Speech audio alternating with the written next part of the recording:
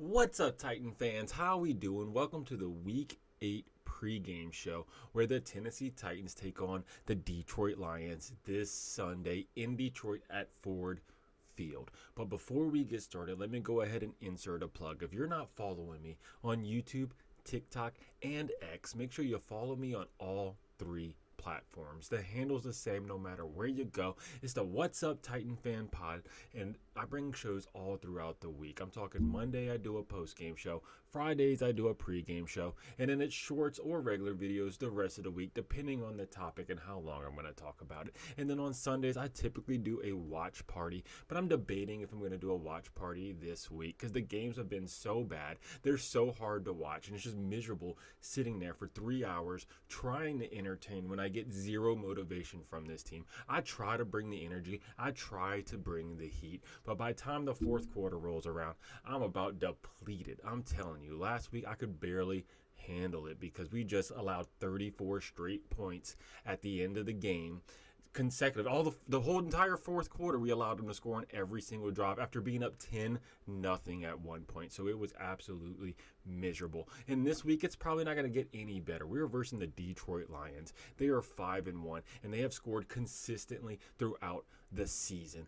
Meanwhile, we only put up over 17 points in one singular game, and that was against the Miami Dolphins when they had Huntley on their team only for a week or two, and they are just struggling because of a quarterback situation. But if you look at us throughout the year, we have not played good, but we haven't versed any franchise type quarterbacks. In week 1 we only put up 17 points, and that was against the Chicago Bears, who they got a franchise quarterback, but he was a rookie and it was his first game. We only put up 17 points. Then against the Jets, yes, they have a franchise quarterback in Aaron Rodgers, but guess what? He's at the end of his career. He's not the Hall of Fame Aaron Rodgers. No, so we stopped him to 24 points, but we only put up 17 against them.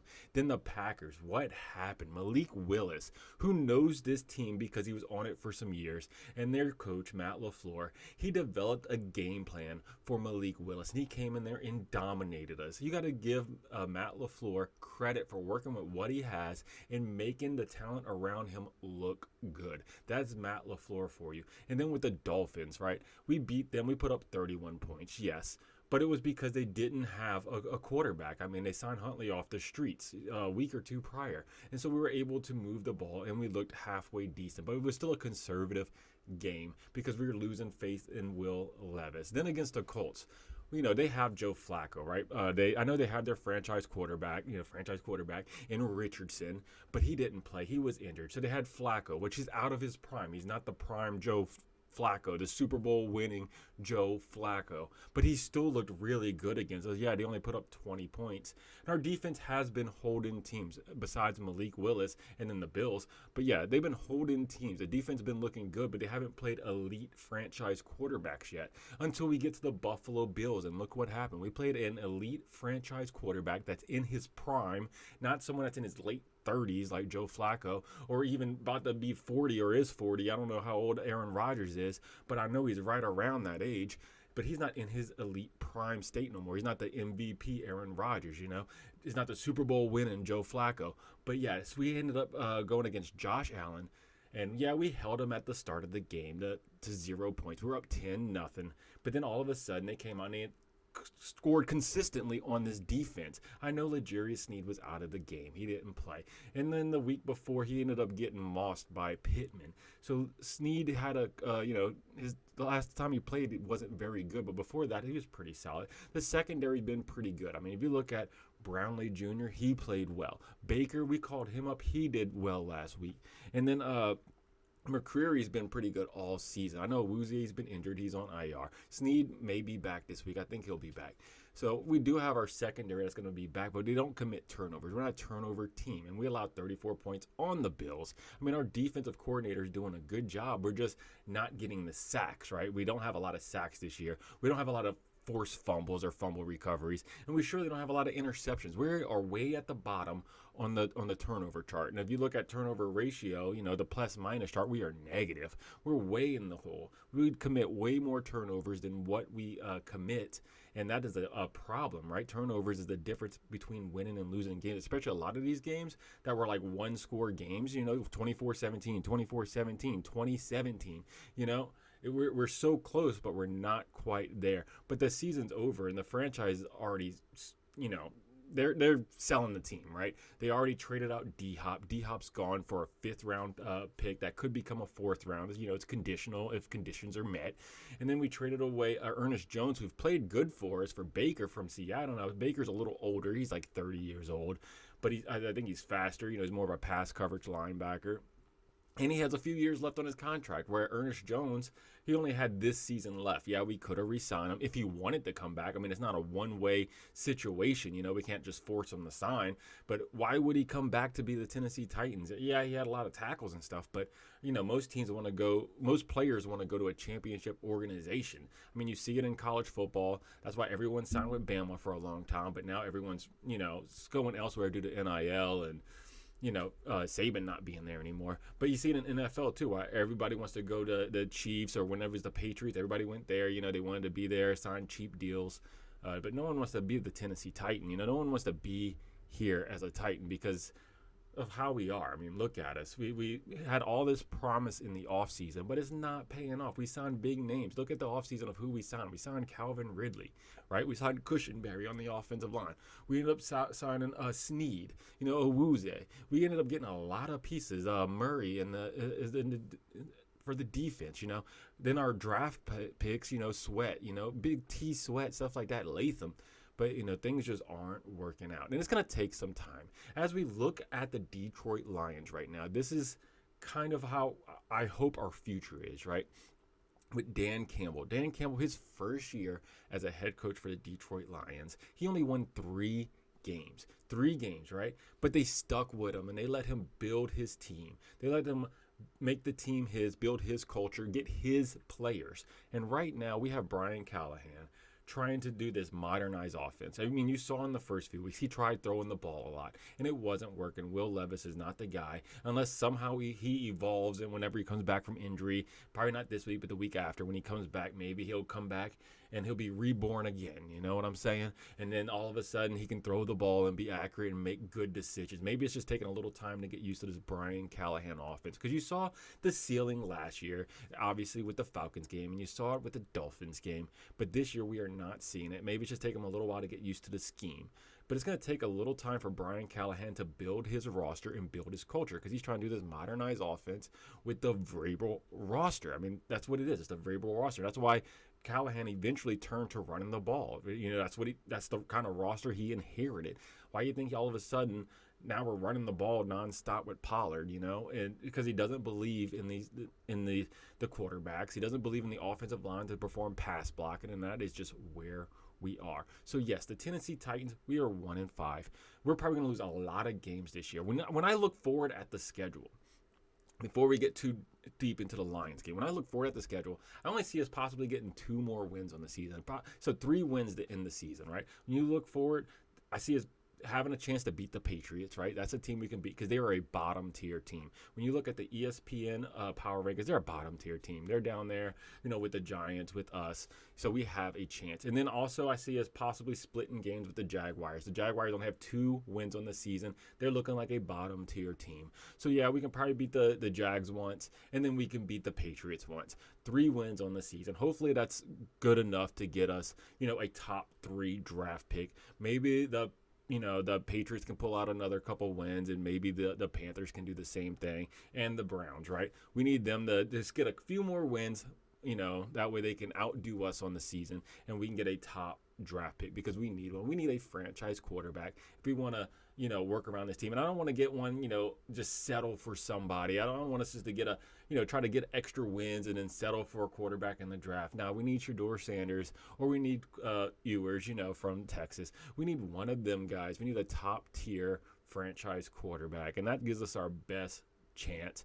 I don't want to settle for anyone later, or get an offensive lineman in the first round and then get a quarterback in the second round. I don't want to do that. We just need to get a quarterback right away because that is what we need.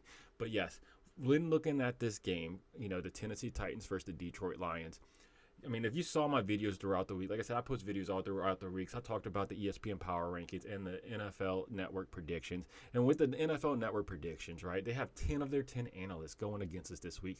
And you got to believe them. I mean, they're sitting at 80% when they're talking about Tennessee Titans games, in their predictions, because they do 10 analysts a week that make picks. And so altogether, if you add up all their numbers, you're sitting at 80%. And we're going to lose this week, and they're going to be right. Their percentage is going to go up. We're going to get blown out. I mean, when you look at the Detroit Lions and what they've done this year, it's quite remarkable. So the Detroit Lions, they put up 26 points against the Rams. They did lose to the Bucks 20-16. That was like their one bad game. And they put up 20 points against the Cardinals in one. But their last 3 games, 42 points against Seattle, 47 against the Cowboys. I mean, they blew them out the water, 47-9. That's probably what our score is going to look like. And then they ended up beating the Vikings 31-29. The Vikings are a good team. Yes, I know they just lost on Thursday Night Football, but it was questionable at the end with the face mask. But yes, they are blowing teams out of the water. They are the team to beat. The Detroit Lions are hot right now, and they're probably going to win that division. It's going to be between them and the Vikings. The Bears, they're going to be back there. So yeah, it's going to be between the Vikings and the Lions for the NFC North. And then when you look at the Titans, we're just bad. We don't put up a lot of points. So yes, expect us to get blown out by the Detroit Lions, and it's probably not going to be close. And they still don't even know if Will Levis is going to play. He's probably not. They said he hasn't practiced all week long, so it's probably going to be another Mason Rudolph game where we're going to nickel and dime it. There's not going to be any big plays. The thing with Will Levis, he takes deep shots. I know he didn't the last game because of his shoulder injury, right? He said he didn't want to throw it deep because there was guys open, but he didn't want to throw it deep. He tried one time to Calvin Ridley in the last game he played in against the Colts, and he got picked off. But I think it was like triple coverage or something like that. But Mason Rudolph isn't going to make those plays, right? He's going to nickel and dime it, check it down, hand the ball off. He's not going to throw it deep. Where Will Levis takes those chances. He has that dog in him. He isn't afraid to do it. I think he might have lost confidence this year because he seems to have backed down from it as much. But he's not taking those shots. And you're not going to see that with Mason Rudolph. Whereas the Detroit Lions, they make big plays after big plays after big plays. We're just going to run the ball. You're going to see a lot of Tony Pollard, and we are going to get blown out.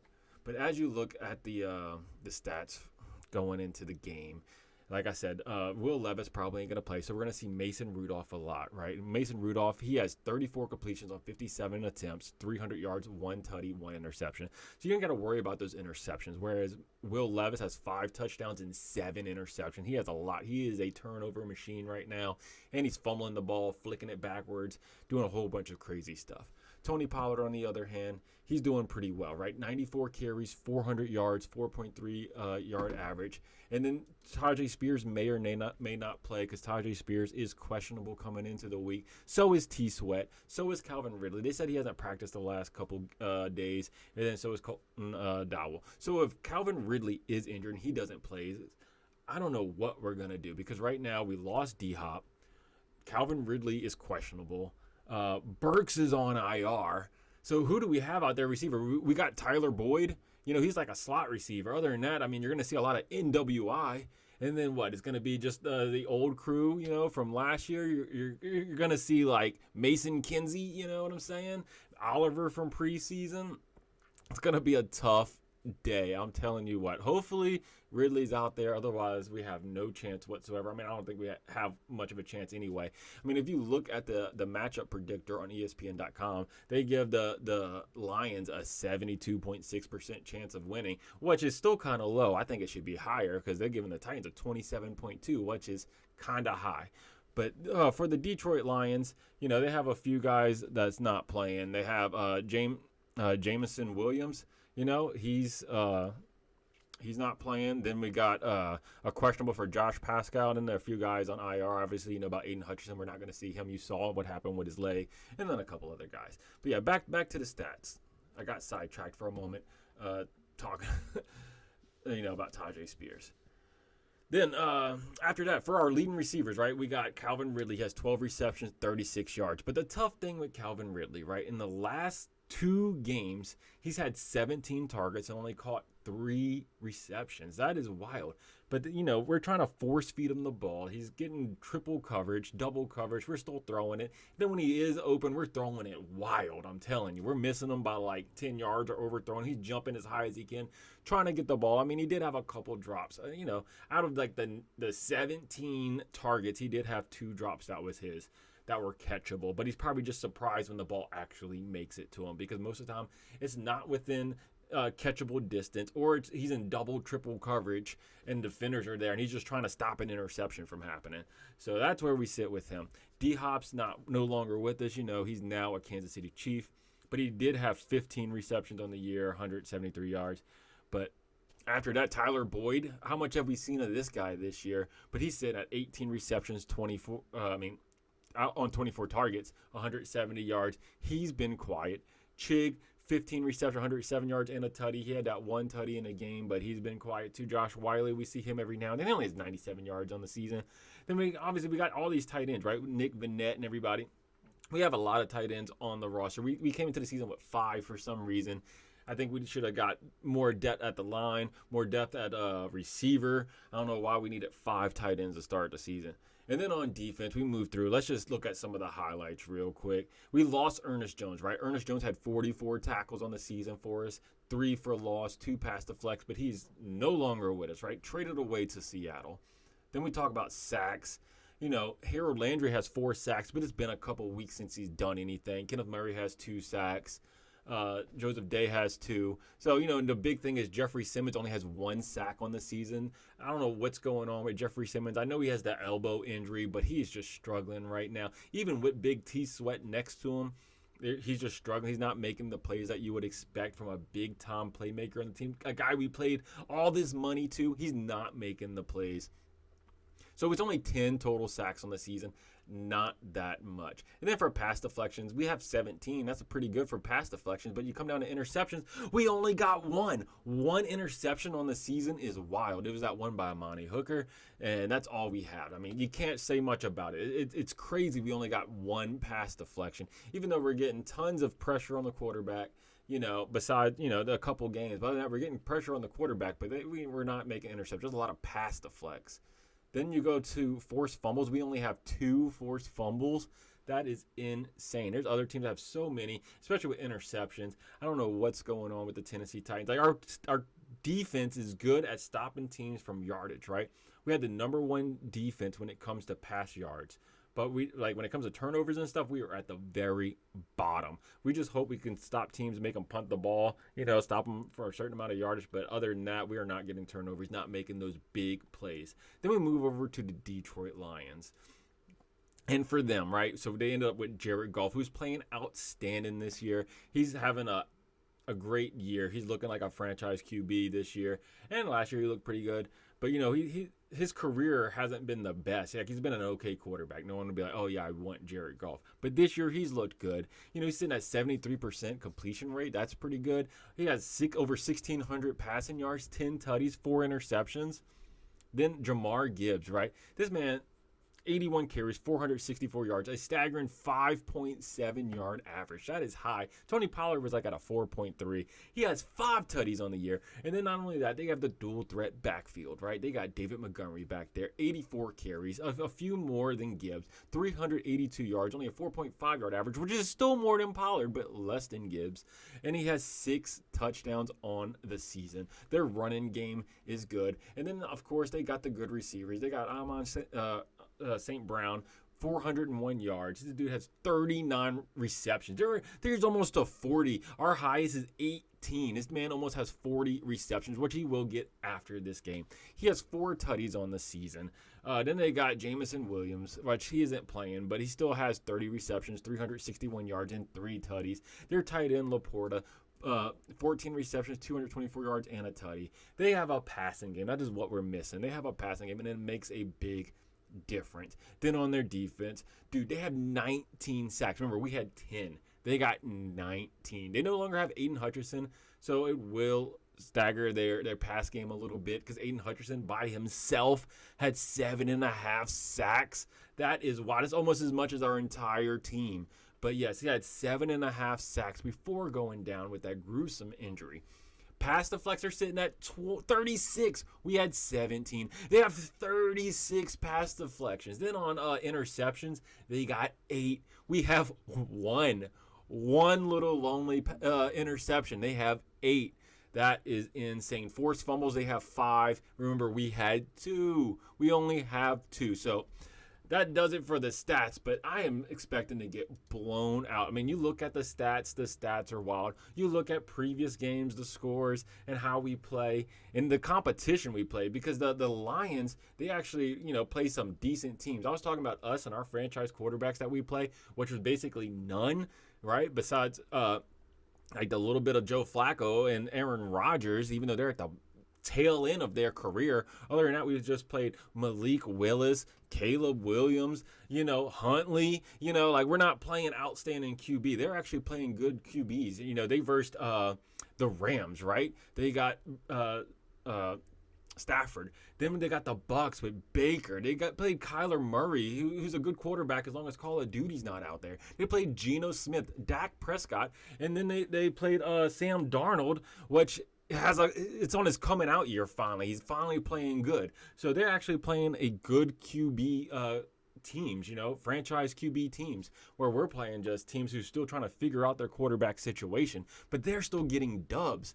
That's the difference. So yes, expect us to get blown out of the water. The game is not going to be close. We're probably going to let up at least 40 points. We're probably not scoring over 17. I mean, you look at the games, we've only done it one time this year. So it's going to be 40-something to under 17. We're probably going to put up 14 or 17 points, maybe even 10 like last week. It's not going to be a lot, but I'm expecting the Lions to definitely score over 40. But that about does it for today's shows. I've rambled a lot. Like I said, if you're not following me on all platforms, make sure you do. I know things change. It used to be Glug Glug Glacius. Now it's the What's Up Titan Fan Pod.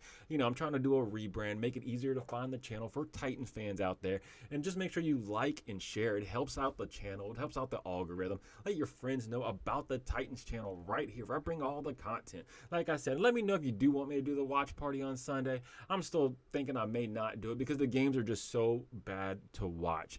But hey, let me know if you think the Titans can pull the upset or not down in the comments below. Don't forget to like, subscribe, and tighten up, baby.